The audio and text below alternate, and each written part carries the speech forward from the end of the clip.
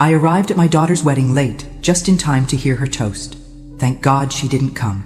I quietly left the reception hall, my heels clicking against the marble floor like a countdown to revenge.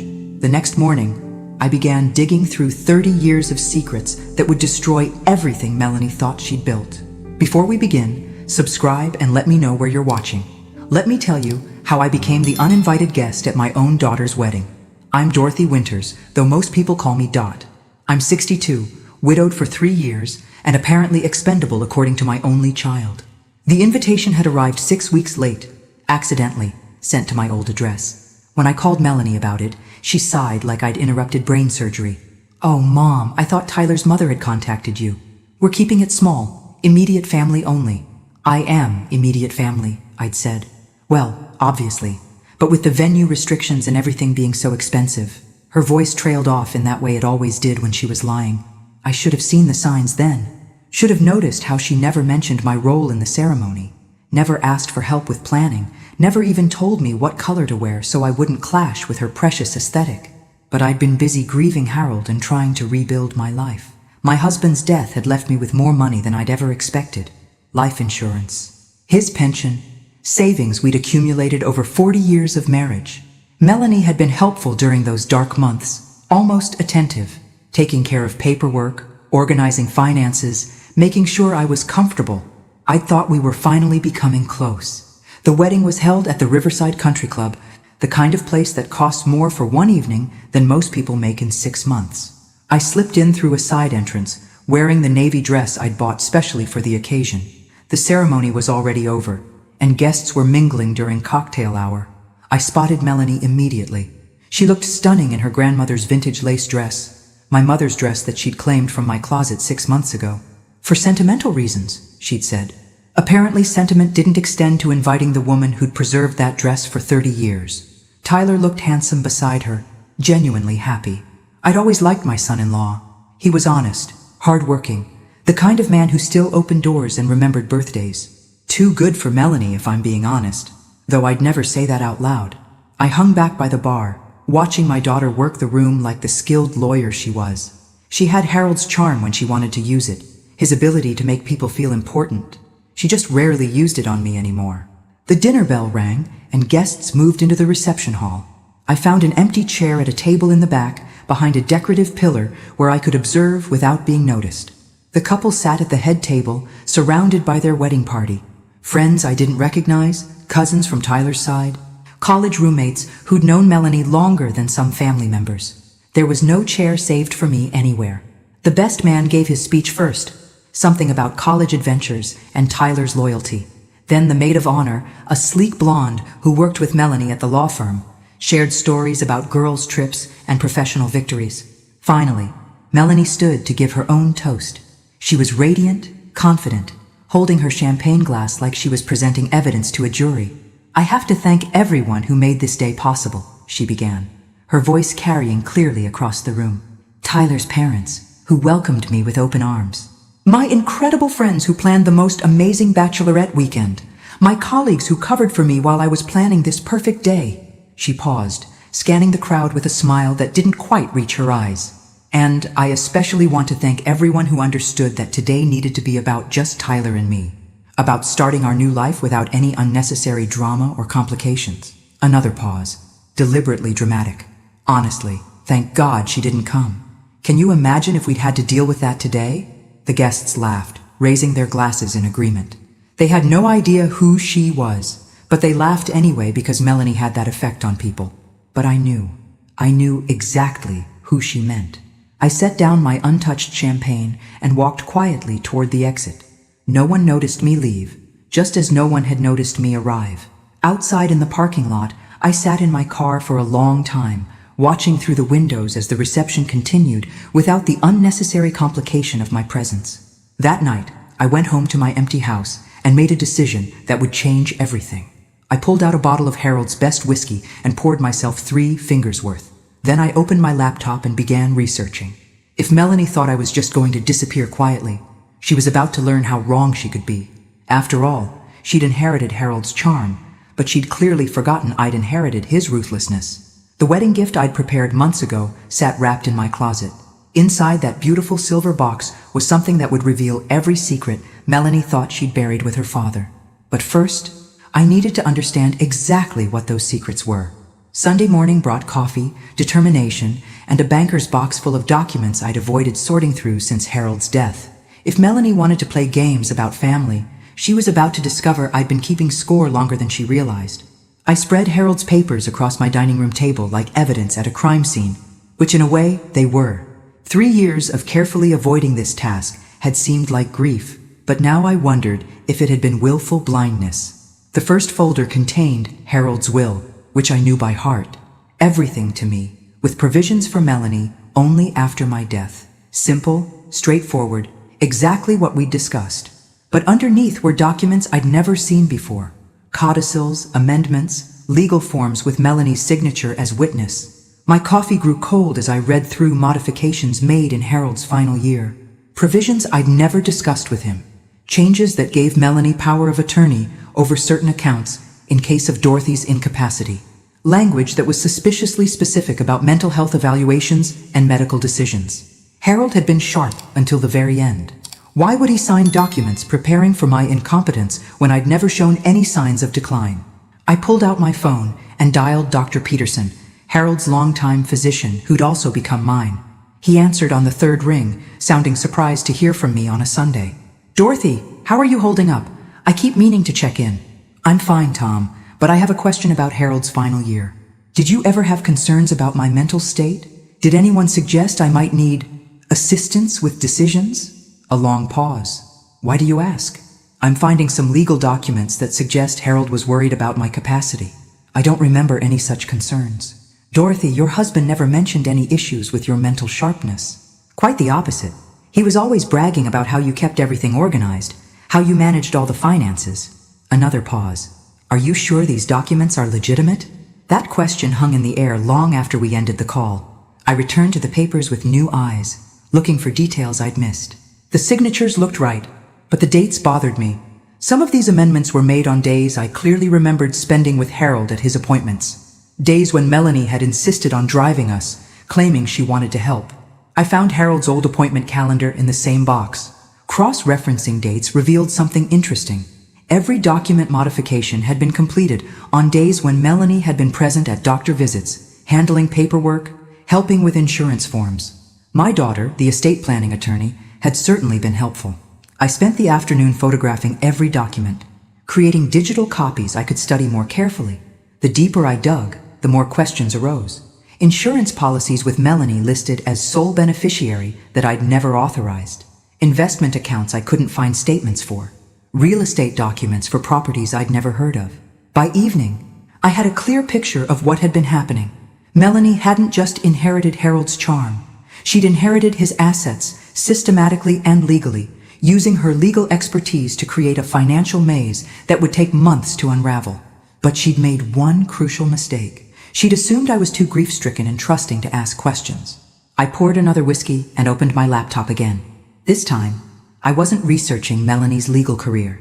I was researching something much more personal. The private investigator who'd helped Harold with a business matter years ago. A man who specialized in financial fraud and had maintained his license even in retirement. Detective Ray Mathis answered on the second ring, his voice gravelly but alert despite the late hour. "Ray, this is Dorothy Winters, Harold's widow." "Dorothy, I was sorry to hear about Harold." "Good man, one of the best. What can I do for you?" "I think my daughter has been stealing from me, and I think she started before Harold died." Ray listened as I explained what I'd found, asking pointed questions about timelines and documents.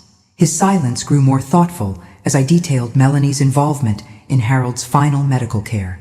"Dorothy, this sounds like sophisticated elder fraud, the kind that takes planning and legal knowledge. How much money are we talking about?" I pulled up the bank statements I'd finally forced myself to review. "In the last 3 years?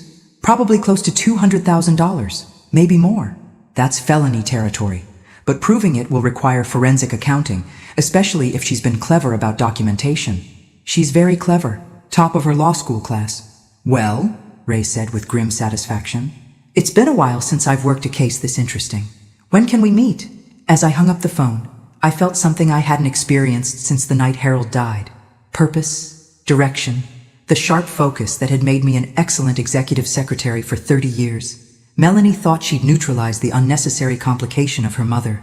She was about to discover that some complications become more dangerous when cornered. The wedding gift in my closet could wait another day. First, I needed to understand exactly how deep my daughter's betrayal ran. Then I would decide how completely to destroy the life she'd built on stolen foundations. After all, she was right about one thing. This was about starting a new life. Mine. Monday morning found me in Ray Mathis's office.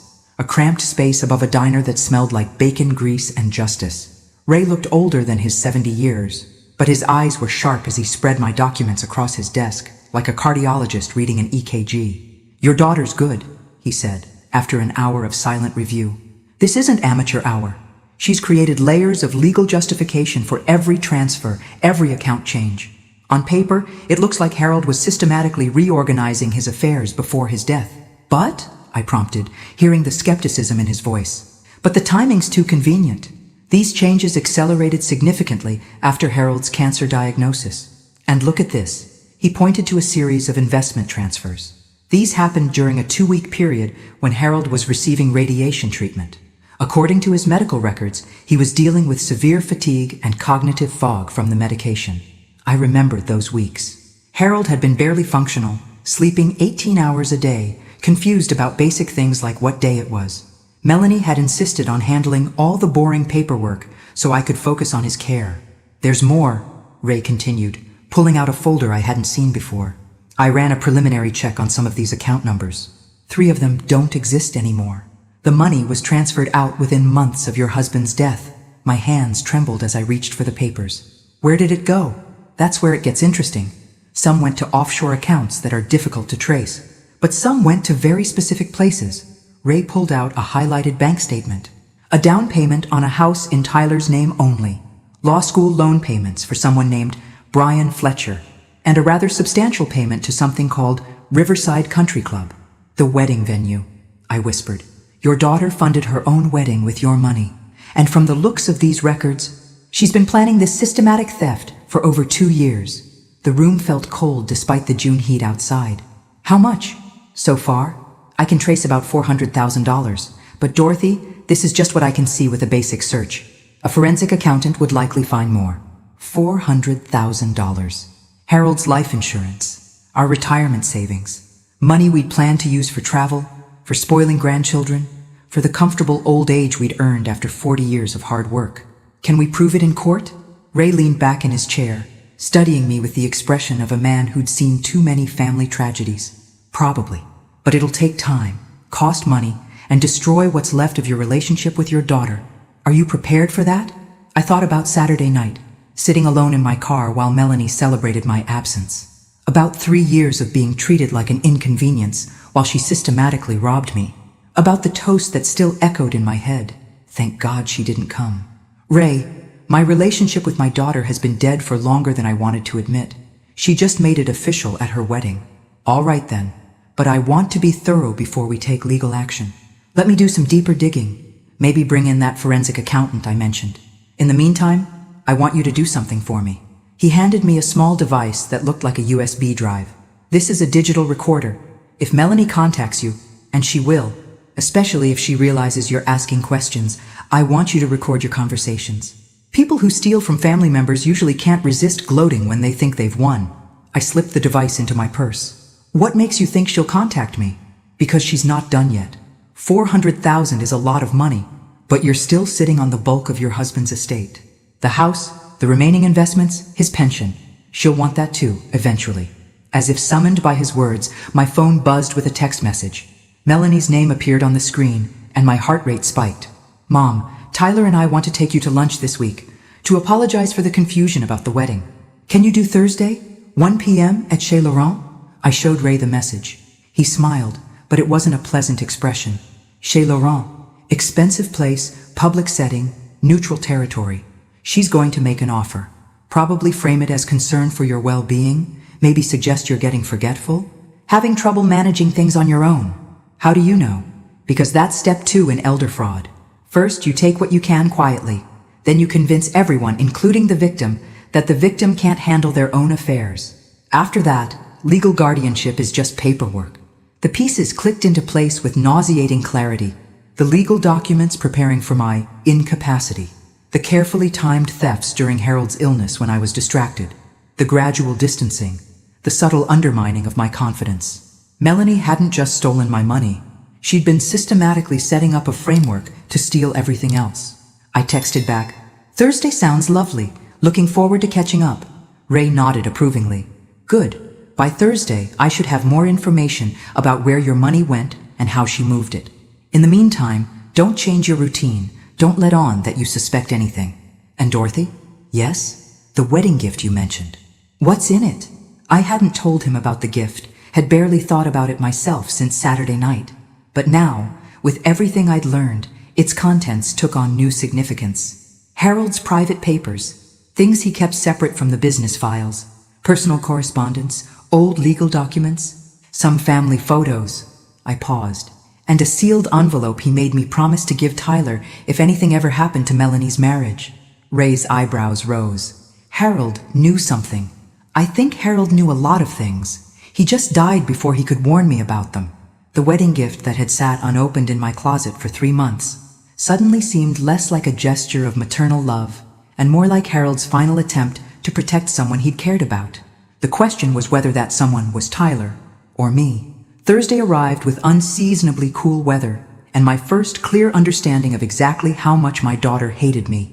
I wore my best dress, the burgundy one Harold had loved, and tucked Ray's recording device into my purse like a weapon I wasn't sure I was brave enough to use. Chez Laurent occupied the top floor of downtown's most expensive hotel, with windows overlooking the river and prices that reflected the view. Melanie was already seated when I arrived, looking polished and professional in a navy suit that probably cost more than my monthly grocery budget. Tyler sat beside her, genuinely smiling when he saw me. "Dorothy." He stood to hug me, and I felt a stab of guilt for what was coming. "You look wonderful. I'm so sorry about the wedding mix-up." Mix-up, such a tidy word for deliberate exclusion. "It's fine, honey. These things happen." I settled into my chair and smiled at my daughter. "Melanie, you look lovely. Marriage suits you." She had the grace to look uncomfortable for about 3 seconds before slipping back into lawyer mode. "Thanks, Mom. We actually wanted to talk to you about something important." The waiter appeared, hovering with the kind of attentiveness that expensive restaurants train into their staff. We ordered salads for Melanie and me, something complicated with duck for Tyler, and made small talk until the food arrived. But I could see Melanie checking her watch, building up to whatever speech she'd prepared. "Mom," she began as I reached for my recording device under the table. "Tyler and I have been talking, and we're worried about you." "Worried how?" Tyler shifted uncomfortably. "Well, you've seemed a little scattered lately, since Dad died, which is completely understandable," he added quickly. "Grief affects everyone differently." "Scattered," I repeated, activating the recorder. "In what way?" Melanie took over, her voice gentle but condescending. "Little things. Forgetting conversations we've had. Asking the same questions multiple times. Not keeping track of your finances the way you used to." That was rich, coming from the woman who'd been stealing my finances for 2 years. "I've been keeping track of my finances just fine. Have you?" Melanie pulled out a manila folder. "Because I've been trying to help you organize Dad's paperwork, and I'm finding some concerning gaps. Missing statements, unfiled documents, investment accounts that don't seem to be properly managed." She spread papers across the table with practiced efficiency. Bank statements, investment summaries, insurance documents, all legitimate, all showing the kinds of minor inconsistencies that would look suspicious to someone who didn't know they were being systematically robbed. "These are pretty serious red flags, Mom. The kind of thing that suggests someone might be having trouble managing complex financial decisions." Tyler was studying the papers with growing concern. "Dorothy, some of these numbers don't match up. This investment account shows transactions you probably don't remember making." I looked at the documents, recognizing them as evidence of Melanie's theft, presented as evidence of my incompetence. The audacity was breathtaking. "You're right," I said calmly. "I don't remember making those transactions." Relief flickered across Melanie's face. "See? This is exactly what we're worried about. Mom, there's no shame in admitting when things become too much to handle alone. What are you suggesting?" Tyler reached across the table to squeeze my hand. "We think it might be time to consider getting some help. Someone to assist with the financial management maybe look into some senior living options that would take the pressure off. Senior living. I kept my voice level. You mean a nursing home? Not necessarily, Melanie said quickly.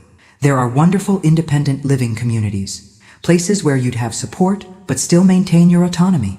Places that cost about $4,000 a month, I said, which would require liquidating most of my remaining assets. Mom, you can't put a price on safety and peace of mind.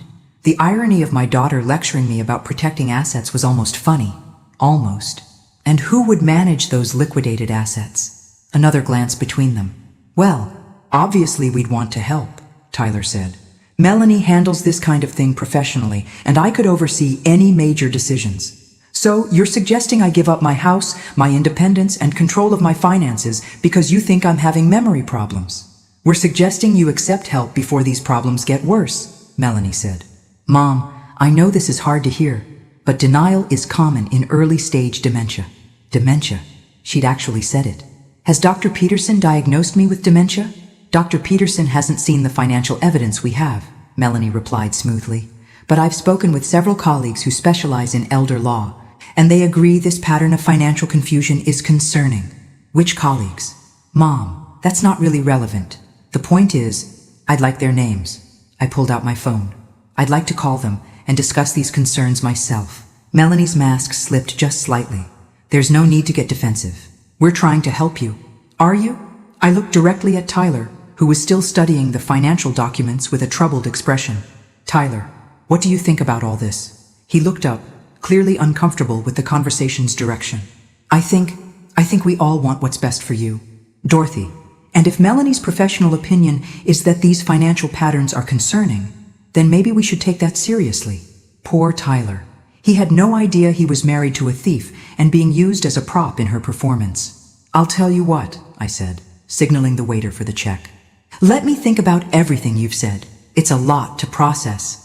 Of course, Melanie said, relief evident in her voice. Take all the time you need. But Mom, don't wait too long. Some of these financial irregularities could get worse if they're not addressed soon. I paid the check, despite Tyler's protests, and hugged them both goodbye.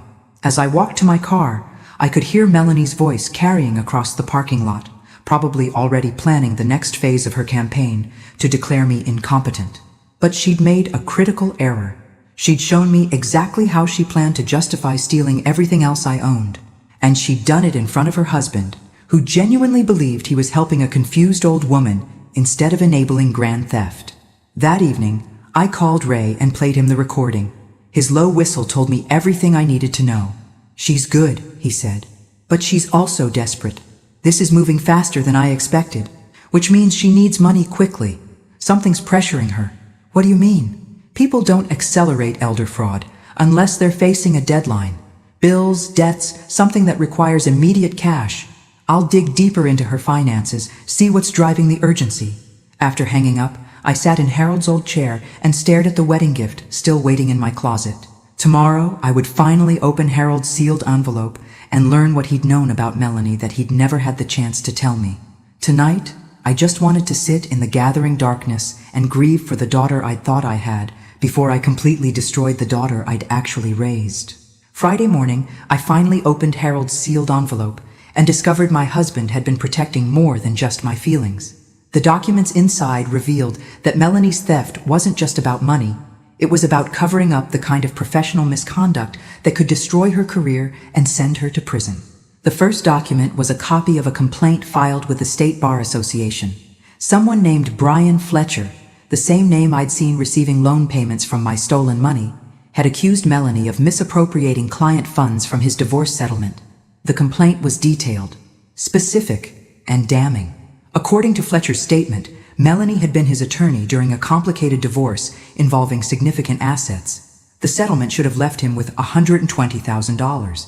Instead, he'd received $30,000 and a series of excuses about court fees, legal complications, and delayed transfers.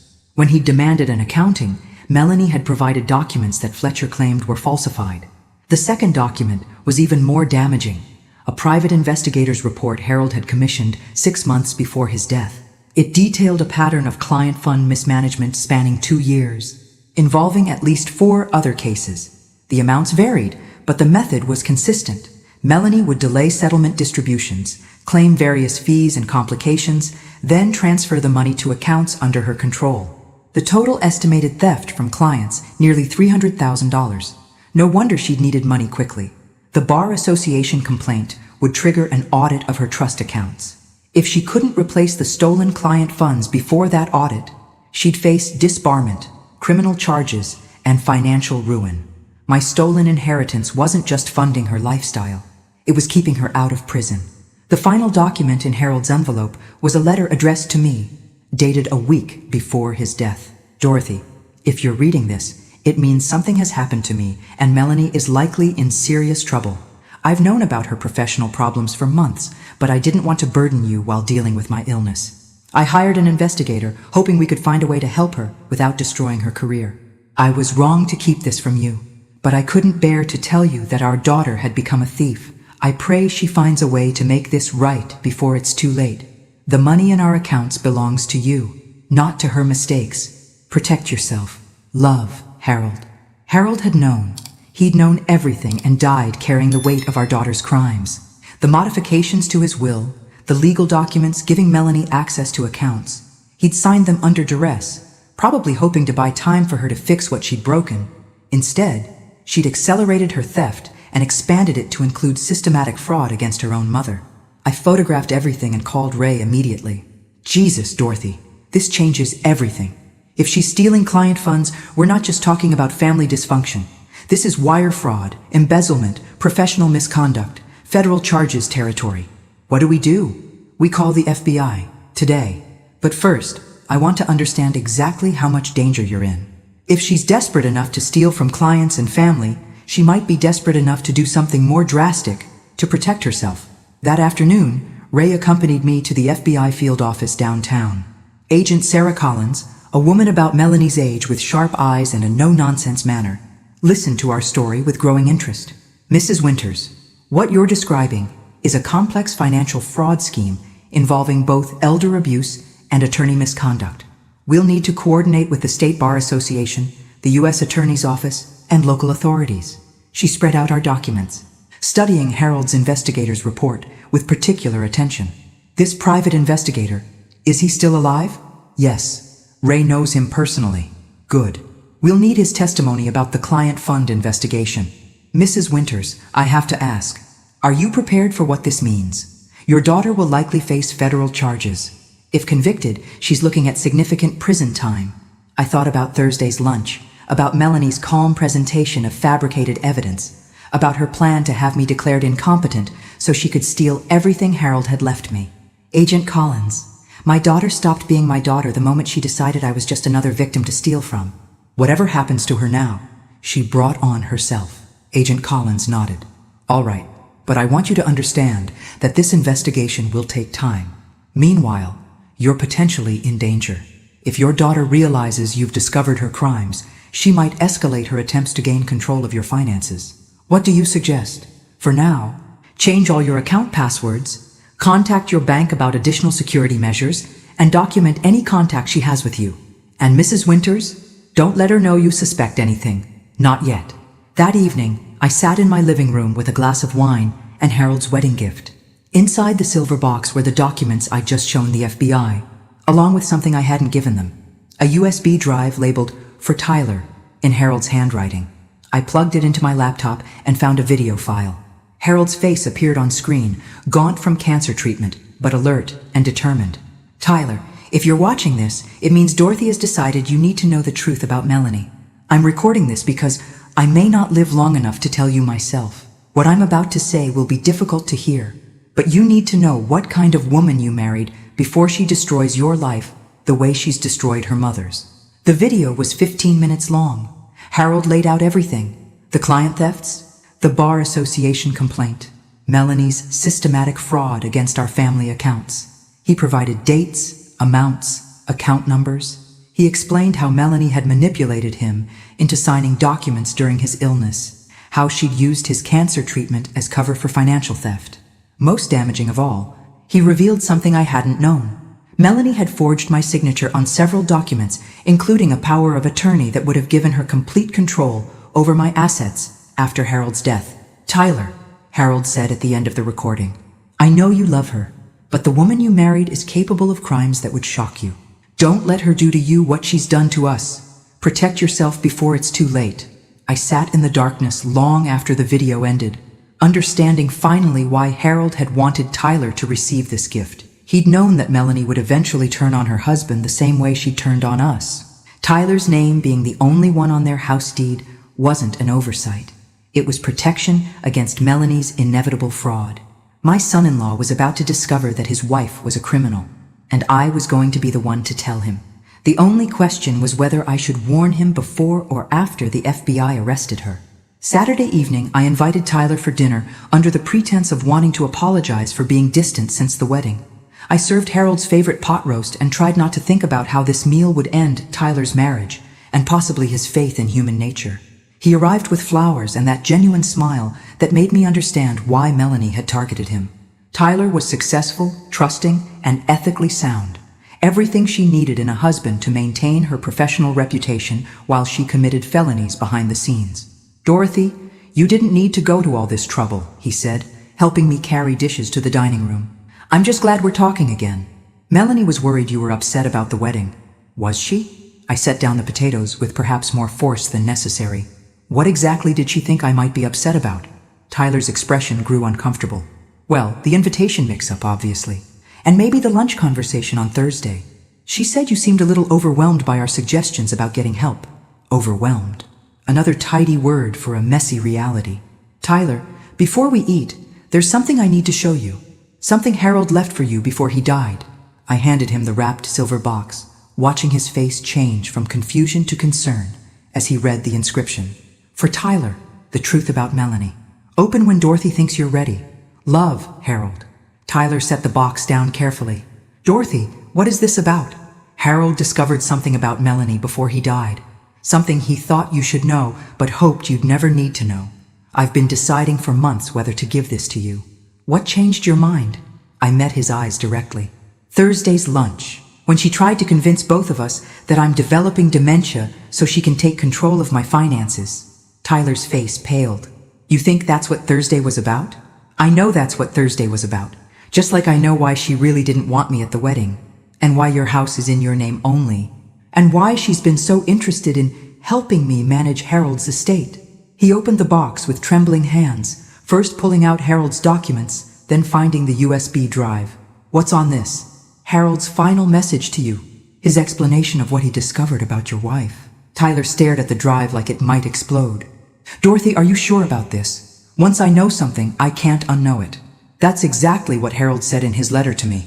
But Tyler, ignorance isn't protection when the person you're ignorant about is committing felonies with your name attached to them. He plugged the drive into my laptop without another word. We sat together on my sofa, watching Harold explain how Tyler's wife had been systematically stealing from clients and family for over 2 years. Tyler's face went through a progression of emotions: disbelief, confusion, recognition, and finally, a cold fury I'd never seen in him before. When the video ended, Tyler sat in silence for several minutes. Then he asked quietly, "How much did she steal from you?" "At least $400,000, possibly more." "And the client thefts?" "Close to $300,000. Tyler ran his hands through his hair. "The house. Jesus, Dorothy. She made me put the house in my name only because she said it would be better for tax purposes. I thought she was being financially smart. She was being legally smart. Assets in your name can't be seized when she's arrested for embezzlement." "When she's arrested?" Tyler looked at me sharply. "You've reported this?" "I reported it yesterday. The FBI is investigating." Tyler stood up abruptly, pacing to the window. "How long do I have before this becomes public?" "Agent Collins said the investigation could take weeks or months." "But Tyler, there's something else you need to know. She's accelerating her theft from me. The lunch on Thursday wasn't the beginning of her plan to have me declared incompetent. It was the middle. She's already created legal justification for most of the money she's stolen, and she's working on taking the rest." "What do you mean?" I pulled out the recording device and played Thursday's conversation. Tyler listened with growing horror as his wife calmly outlined a plan to strip me of my independence and assets under the guise of medical concern. "She's going to have you declared incompetent," he said when the recording ended, "and she wanted me to help her do it." You didn't know what you were being used for, just like you didn't know why she really put the house in your name or why she was so interested in Harold's estate planning. Tyler returned to the sofa, his face gray with shock. What should I do? Legally? Talk to a divorce attorney immediately. Personally? Get as much distance as possible between yourself and Melanie's crimes before the FBI comes calling. She's my wife. She's a criminal who's been using you as cover for felonies. Tyler, when this comes out, and it will come out, every aspect of your life will be scrutinized. Your finances, your business, your professional licenses. You need to protect yourself. Tyler picked up Harold's letter, reading it again slowly. He really knew all this before he died? He knew enough to try to protect both of us. That's why he made you the sole owner of your house, and why he insisted on putting protections in place for my inheritance that Melanie's been systematically circumventing. I need to go home and think about this. Tyler, please be careful. If Melanie realizes you know about her crimes, she might do something desperate. People who steal from family members aren't usually above other forms of betrayal. He hugged me goodbye, and I watched him drive away, carrying the weight of knowledge that would destroy his marriage and probably his trust in love itself. As I cleaned up dinner, my phone buzzed with a text from Melanie. Mom, I've been thinking about our lunch conversation.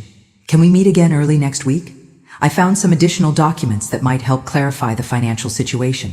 Tyler agrees we should move forward with getting you some assistance. I stared at the message, understanding that my daughter had no idea her world was about to collapse. She was still planning my systematic destruction, still confident that she could manipulate both Tyler and me into enabling her crimes. But Tyler now knew the truth. The FBI was building a case, and I had evidence of every lie she'd told and every dollar she'd stolen. Melanie had been right about one thing at her wedding. Someone's life was about to be free of unnecessary complications. It just wasn't going to be mine. Monday morning brought my daughter to my doorstep at 7 a.m., her professional mask completely abandoned in favor of raw fury. Tyler had clearly shared Harold's video with her, and Melanie was no longer pretending to be concerned about my mental health. "You vindictive old bitch!" she snarled the moment I opened the door. "How dare you poison my husband against me?" I stepped aside to let her in, noting how she looked around my living room like she was cataloging assets. Even in crisis, Melanie couldn't stop calculating what she could steal. "I didn't poison anyone, dear. I just shared some family videos. Would you like coffee? Don't you dare act innocent with me." Melanie followed me to the kitchen, her voice rising with each word. "Tyler moved out last night. He took half our wedding gifts and hired a divorce attorney. 20 years of building a life together, destroyed because you couldn't let go of ancient history." Ancient history? I poured myself coffee with steady hands, enjoying how my calm demeanor was clearly infuriating her. "Melanie, you stole from me last month. You tried to have me declared incompetent last Thursday. Exactly which part of this constitutes ancient history? I was trying to help you. You're clearly having cognitive issues, and someone needs to protect you from making terrible financial decisions. Like the terrible decision to trust my own daughter?" Melanie's face flushed red. "Everything I did was legal. Every document was properly executed. Every transfer was justified. You can't prove otherwise." "Actually, I can. The FBI seemed quite interested in your creative documentation when I spoke with them Friday." The color drained from Melanie's face so quickly, I thought she might faint. "You went to the FBI?" "I went to the FBI, the State Bar Association, and a forensic accountant. Surprisingly, they all found your financial creativity very educational." Melanie sank into a kitchen chair, her lawyer's training finally kicking in. "What exactly did you tell them?" "The truth, about the client funds you've been stealing, the forged signatures on my accounts, the systematic theft from Harold's estate. Oh, and the lovely recording from Thursday's lunch where you outlined your plan to steal everything else I own." That conversation was privileged. Mother-daughter communication. I couldn't help laughing.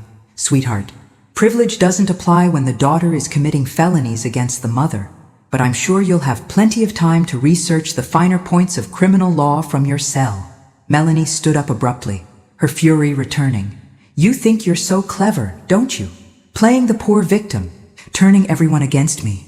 But you have no idea what you've started." "I started nothing. I simply stopped pretending I didn't know what you'd been doing." "Mom, listen to me very carefully." Melanie's voice dropped to the tone she probably used to intimidate opposing counsel. "You withdraw those complaints. You tell Tyler it was all a misunderstanding, and you sign over power of attorney to me voluntarily. Do that, and I'll make sure you're comfortable for the rest of your life. And if you don't, I'll destroy you. I'll have you declared incompetent based on this recent erratic behavior. Going to the FBI with paranoid delusions. Trying to sabotage your daughter's marriage. Making wild accusations about financial impropriety. I have witnesses who'll testify about your confusion. Medical experts who'll confirm cognitive decline. I set down my coffee cup and looked at my daughter.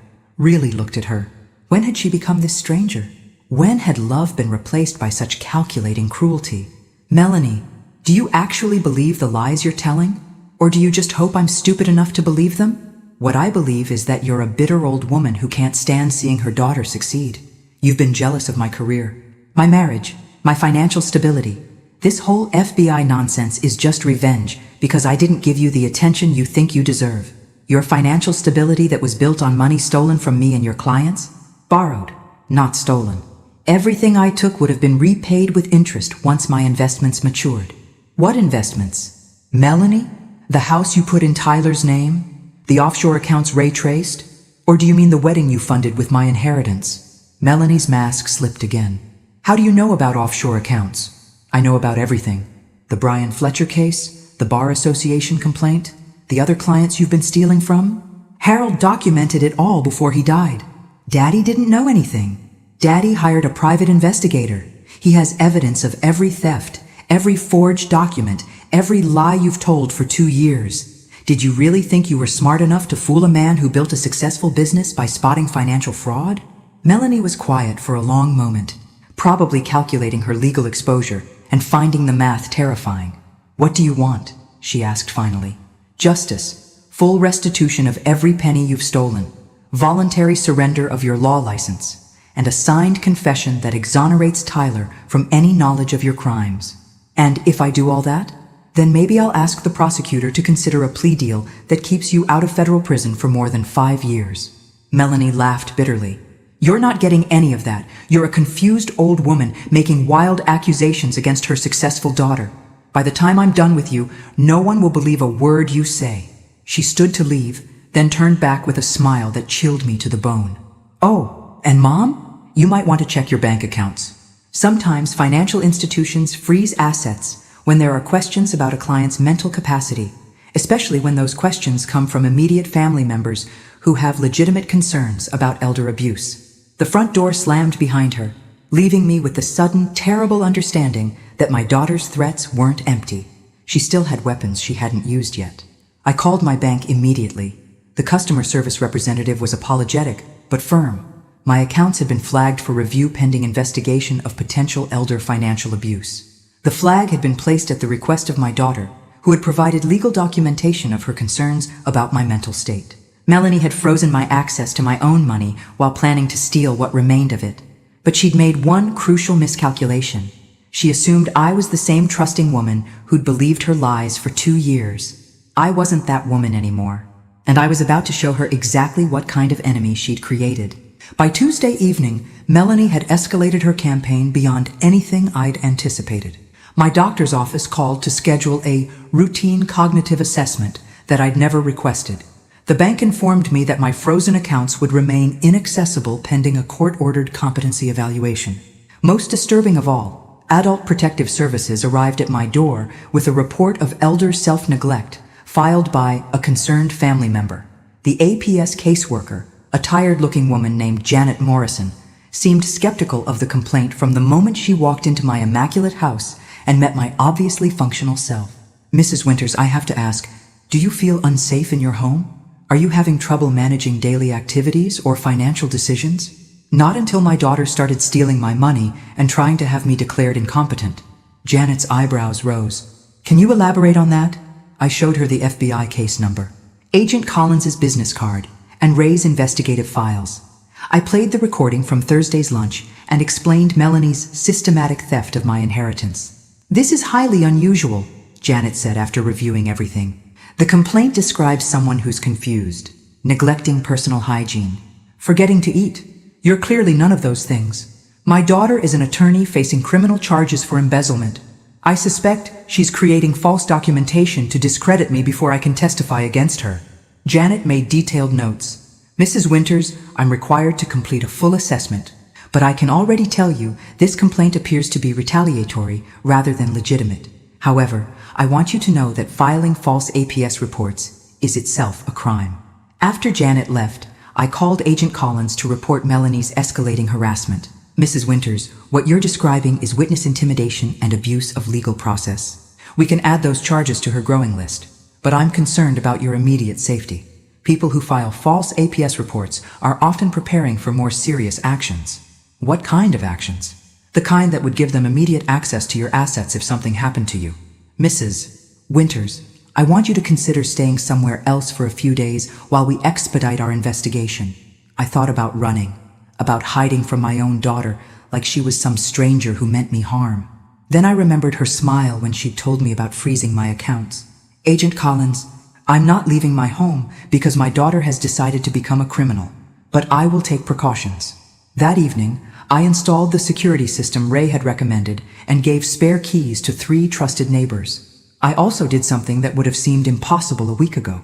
I wrote a detailed letter explaining everything I'd discovered, sealed it in an envelope marked to be opened only in case of my death or incapacitation, and gave it to my attorney with strict instructions. Wednesday brought a call from Tyler, his voice strained with exhaustion. Dorothy, I need to warn you about something. Melanie's been calling everyone we know, telling them you're having mental health issues and making false accusations against her. She's contacted your neighbors, your book club, even your hairdresser. What exactly is she saying? That grief over Harold's death has made you paranoid and confused. That you're accusing her of theft because you can't remember giving her permission to help with your finances. She's very convincing when she wants to be. I'm sure she was. Melanie had spent her career convincing juries to believe her version of events. Tyler, how are you holding up? Honestly, I feel like my entire marriage was a lie. She tried to convince me you were lying about everything, that Harold's video was somehow fabricated. When I told her I'd seen the bank records myself, she said you'd probably doctored them to frame her. I'm sorry you're going through this. Don't apologize. You saved me from spending my life married to a criminal. Dorothy, there's something else. I hired a forensic accountant to review our joint finances. Melanie's been stealing from me too. Not as much as she took from you, but enough. Credit cards in my name that I never authorized, transfers from our joint account to cover her legal expenses. Of course she had. Once someone decides their family members are just financial resources to be exploited, they rarely limit themselves to one victim. Have you told Agent Collins? I'm meeting with her tomorrow. But Dorothy, I wanted you to know, whatever happens, I'm on your side. Melanie can tell everyone you're crazy, but I know better. Thursday morning brought my court-mandated competency evaluation, conducted by Dr. Patricia Hayes, a geriatric psychiatrist with no patience for time wasters. After 2 hours of cognitive tests, psychiatric interviews, and financial assessments, she delivered her verdict with clinical precision. Mrs. Winters, you are clearly competent to manage your own affairs. Your cognitive function is excellent, your understanding of complex financial matters is sophisticated, and your concerns about your daughter's behavior are well-founded and supported by evidence. I'll be submitting a report that contradicts every claim made in the competency petition. What happens now? Now the court unseals your accounts. Your daughter faces charges for filing false legal documents, and you can proceed with your criminal complaints without interference. I felt something I hadn't experienced since Harold's death. Complete, overwhelming relief. For the first time in weeks, I wasn't looking over my shoulder or questioning my own perceptions. That afternoon, Agent Collins called with news that changed everything. Mrs. Winters, our forensic accountants found something interesting. Your daughter's client fund thefts go back much further than we initially thought. We've identified at least 12 victims over 4 years, with total losses approaching $800,000. $800,000? And that's just what we can prove so far. Mrs. Winters, your daughter isn't just a family criminal. She's been running a sophisticated embezzlement scheme that makes her one of the most prolific attorney thieves in state history. The magnitude of Melanie's crimes was staggering. She hadn't just stolen from me and Tyler. She'd been systematically destroying lives for years, using her legal expertise to cover her tracks and her professional reputation to maintain client trust. There's more, Agent Collins continued. We believe your husband discovered the full scope of her crimes before his death. We found evidence that he was preparing to report her to the FBI himself when he became too ill to follow through. Harold had known everything. He'd known that our daughter was a predator who'd been using her law degree to steal from vulnerable clients, and he'd died trying to stop her. When will you arrest her? Tomorrow morning. We wanted to give you advance notice in case she tries to contact you. Mrs. Winters, it's possible she'll become desperate when she realizes the investigation has expanded. Please be careful. As I hung up the phone, I realized Melanie's time was running out. Tomorrow, she would discover that all her lies, manipulations, and false reports had accomplished nothing except adding more charges to her indictment. I almost felt sorry for her. Almost. Friday morning, I watched from my kitchen window as FBI agents arrested my daughter in her driveway. Melanie was loading suitcases into her car, apparently planning to run, when Agent Collins and 3 other agents surrounded her with weapons drawn. Even from a distance, I could see Melanie arguing, probably demanding to see warrants and invoking her rights as an attorney. But the agents had done their homework. Within minutes, she was handcuffed and loaded into a federal vehicle while crime scene techs began searching her house. My phone rang immediately. Tyler's voice was shaky but relieved. It's over, Dorothy. They arrested her 20 minutes ago. How are you feeling? Like I can finally breathe again. I've been living in terror that she'd try to involve me in her crimes somehow. Having FBI agents tell me I'm a victim rather than a suspect it's huge. Agent Collins called an hour later with details that made my head spin. Mrs. Winters, your daughter's house was essentially a criminal enterprise headquarters. We found forged documents, client files with altered settlement amounts, and evidence of money laundering through 18 different accounts. She's been charged with wire fraud, embezzlement, forgery, elder abuse, filing false legal documents, and witness intimidation. What happens now? She'll be arraigned this afternoon. Given the flight risk and the severity of the charges, we're recommending she be held without bail. Mrs. Winters, I need to prepare you. This case will likely take months to resolve, and you'll be a key witness. I spent the afternoon watching news coverage of Melanie's arrest. The local stations were having a field day with the story. Prominent attorney accused of stealing nearly $1 million from clients and family. Her law firm had already released a statement expressing shock and suspending her pending investigation. But the real shock came that evening when Tyler arrived at my house with a manila envelope and a shell-shocked expression. Dorothy, I found something in our house after the FBI finished searching. Hidden in a safe I didn't even know Melanie had. Inside the envelope were documents that made everything else look minor by comparison. Life insurance policies on both Tyler and me that Melanie had taken out without our knowledge. Policies worth $500,000 each, with Melanie as the sole beneficiary. She was planning to kill us, Tyler said quietly, or at least hoping we'd die so she could collect. My hands trembled as I read the policy details. Melanie had used forged signatures to obtain coverage, then made premium payments from my stolen money. The policies had been active for 18 months. Tyler, we need to call Agent Collins immediately. I already did. She's coming over tonight to collect these and take our statements. Dorothy, there's more. He pulled out a notebook written in Melanie's handwriting. Page after page of calculations, timelines, and what could only be described as murder scenarios. Ways to make deaths look accidental. Research on medications that could cause heart attacks in elderly patients. Inquiries about the statistical likelihood of household accidents for seniors living alone. She was researching how to kill me, I whispered. She was researching how to kill both of us and make it look natural. Dorothy, I think the only reason we're still alive is that she thought she could steal everything legally before resorting to murder. Agent Collins arrived within the hour, along with 2 detectives from the homicide unit. They photographed every document, recorded our statements, and explained that Melanie would face additional charges of conspiracy to commit murder and insurance fraud. Mrs. Winters, Mr. Parker, I want you both to understand the seriousness of this situation. Your daughter spent 18 months planning your deaths while systematically stealing from you. This isn't just financial crime anymore. It's attempted murder. What's the penalty for something like this? I asked. If convicted on all charges, she's looking at life in prison without the possibility of parole. After the agents left, Tyler and I sat in my living room, both struggling to process the magnitude of what we'd discovered. She was going to kill us, Tyler said again, as if repetition would make it comprehensible. My wife was planning to murder me for insurance money. She stopped being your wife the moment she decided we were worth more dead than alive. How did we miss this? How did I live with someone for years without seeing what she really was? Because we loved her, I said. And people who are capable of love assume others are capable of it too. We couldn't imagine someone we cared about planning our deaths because we're not capable of planning anyone else's death. Tyler nodded slowly. The divorce attorney I hired said something similar. He deals with high-conflict divorces. And he told me that normal people can't comprehend the thought processes of truly antisocial personalities. Is that what she is? Antisocial?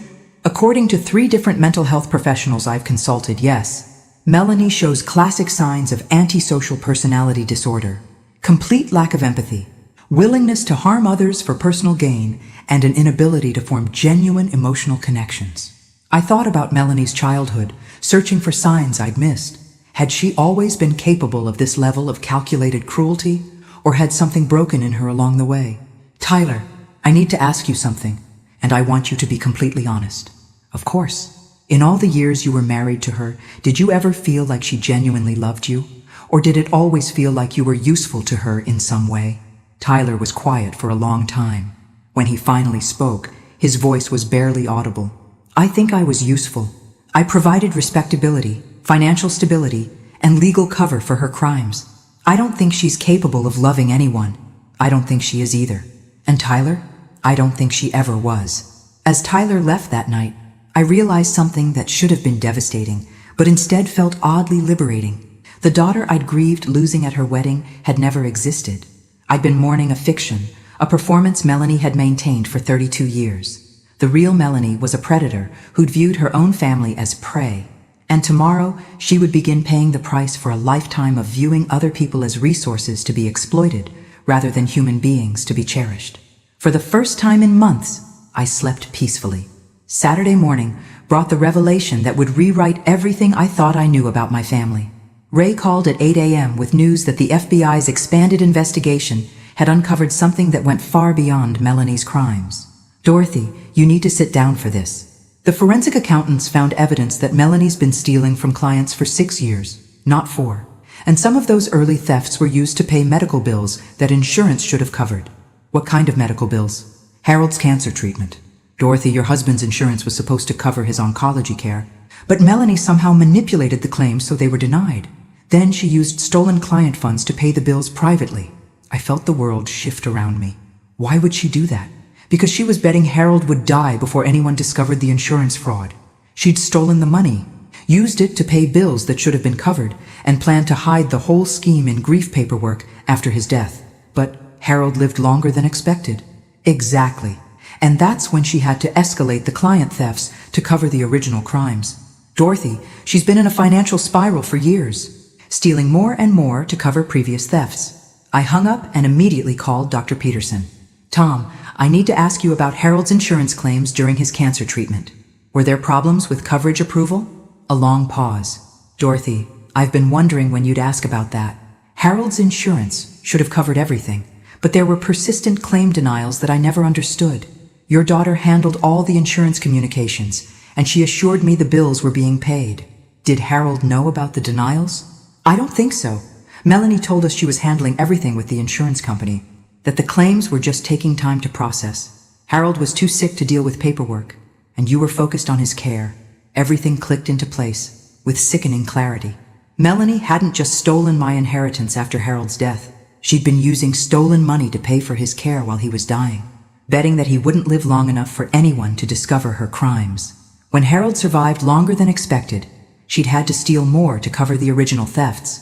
When he discovered her client fund embezzlement, she'd manipulated him into signing legal documents that would give her access to our accounts. And when he'd threatened to expose her, she'd... What? I called Agent Collins immediately. Agent Collins, I need you to look into something. Harold's medical care during his final year. I think Melanie may have been stealing from clients to pay bills that insurance should have covered. We're already investigating Harold's medical records. Mrs. Winters, there's something else we need to discuss. Can you come to the office this afternoon? The FBI field office felt different this time. More serious, more ominous. Agent Collins led me to a conference room where a man I didn't recognize was waiting with a thick file. Mrs. Winters, this is Detective Mike Reeves from the Homicide Unit. We need to ask you some questions about your husband's death. My blood went cold. Harold died of cancer. Yes, ma'am. But we're investigating whether his death was accelerated. Detective Reeves opened the file, revealing medical records, prescription logs, and insurance documents. Mrs. Winters, Harold's oncologist, noted some unusual changes in his condition during his final weeks. Symptoms that weren't consistent with his cancer progression. What kind of symptoms? Cardiac irregularities, digestive issues, neurological changes. Symptoms consistent with certain types of poisoning. Agent Collins leaned forward. Mrs. Winters, we found research in Melanie's notes about medications that could cause heart failure in cancer patients. Research that was conducted 6 months before Harold's death. You think she killed him? We think she may have administered substances that hastened his death. The insurance fraud was getting harder to hide. Harold was asking questions about the client fund thefts, and he was living longer than she'd expected. Detective Reeves pulled out a timeline. Look at this sequence of events. Harold discovers her client thefts in February. In March, she manipulates him into signing power of attorney documents. In April, his condition suddenly deteriorates despite stable cancer markers. He dies in May, just days before he was scheduled to meet with the FBI about her crimes. I stared at the timeline, remembering Harold's final weeks, how he'd seemed to be improving, talking about treatment options and future plans. Then suddenly, he'd taken a turn for the worse. Melanie had been so attentive during those final days, bringing him special meals, managing his medications, insisting I needed rest. Can you prove this? We're exhuming Harold's body next week for toxicology testing. Modern testing can detect poisons that wouldn't have been looked for during his original autopsy. Mrs. Winters, Agent Collins said gently, if Harold was murdered, Melanie faces the death penalty. Are you prepared for that possibility? I thought about Harold lying in his hospital bed, trusting his daughter to care for him while she systematically destroyed our family's finances. I thought about him signing documents under duress, trying to protect me from crimes he didn't fully understand. I thought about him dying, believing he'd failed to stop Melanie's theft, never knowing she might be actively killing him. If she murdered her own father to cover up her crimes, then yes, I'm prepared for her to face whatever consequences the law allows. Detective Reeves nodded. We'll know more after the exhumation. But Mrs. Winters, I want you to understand, if Harold was murdered, this case becomes much bigger. Murder during the commission of a felony, especially murder of a family member for financial gain, carries the harshest penalties our legal system allows. As I drove home that afternoon, I realized that Melanie's crimes had no bottom. She hadn't just stolen money or planned our deaths. She may have actually murdered the man who'd raised her, loved her, and tried to protect her from the consequences of her own actions. Harold had died believing he'd failed to save his daughter from herself. He'd never known that his daughter was beyond saving, beyond love, beyond any human emotion except greed and calculated cruelty. But he'd also died leaving behind evidence that would ultimately destroy her. Even in death, Harold was still protecting his family. The irony was almost poetic. Melanie had killed the one person who might have helped her avoid the consequences she was about to face. 3 weeks later, I sat in federal court, watching my daughter sentenced to life in prison without the possibility of parole for the murder of Harold Winters, her own father. The toxicology results had been damning. Harold's body contained lethal levels of digitalis, a heart medication that Melanie had been slowly poisoning him with during his final month. The judge's words echoed in the silent courtroom. Ms. Winters, you have shown a level of calculated cruelty toward your own family that defies comprehension. You stole from clients who trusted you. You systematically robbed your mother while she grieved your father. And you murdered the man who raised you to cover up your crimes. This court can find no mitigating factors that would justify anything less than life imprisonment. Melanie stood motionless as the sentence was pronounced, her lawyer's mask finally and permanently in place. She never looked at me, never showed any emotion beyond cold calculation. Even facing life in prison, she remained what she'd always been, a predator evaluating her options. Tyler sat beside me, his own closure finally complete. The divorce had been finalized the week before, with Tyler keeping the house and all legitimate assets, while everything connected to Melanie's crimes was seized for victim restitution. It's over, he whispered, as court officers led Melanie away in shackles. Yes, I agreed. It finally is. Outside the courthouse, Agent Collins approached with the kind of smile that indicated good news. Mrs. Winters, I wanted you to know that we've recovered most of your stolen money. Between asset seizures and insurance payouts, You should get back about 80% of what she took. What about her other victims? They'll receive full restitution from the Client Protection Fund. No one else will suffer permanent financial loss because of her crimes. As we walked to our cars, Tyler asked the question I'd been wondering about myself. What happens now? How do you move forward after something like this? I thought about Harold's letter, about his hope that Melanie would find a way to make things right. I thought about the 32 years I'd spent loving a daughter who'd never existed, grieving a relationship that had been built on lies from the beginning. I think, I said finally, I'm going to travel. Harold and I always planned to see Europe after he retired. We never got the chance because of his cancer, but there's no reason I can't go now. That sounds wonderful. Tyler, I want you to know something.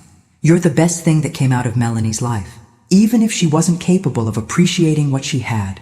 You're a good man, and you deserve happiness. Tyler hugged me goodbye, and I realized that losing a criminal daughter had gained me something unexpected. A son-in-law who'd proven his character under the worst possible circumstances. 6 months later, I sent Tyler a postcard from Rome. On the front was a picture of the Trevi Fountain. On the back, I'd written, "Throwing coins and making wishes for genuine new beginnings. Harold would have loved this. Hope you're well. Love, Dorothy." Tyler's response arrived at my hotel the next week. "Dorothy, I'm engaged to a wonderful woman named Sarah who knew about everything before she agreed to marry me. She says anyone who could survive Melanie and come out stronger is exactly the kind of mother-in-law she wants. We'd love for you to be part of our wedding, as an honored guest this time. P.S. Sarah insists on a prenup.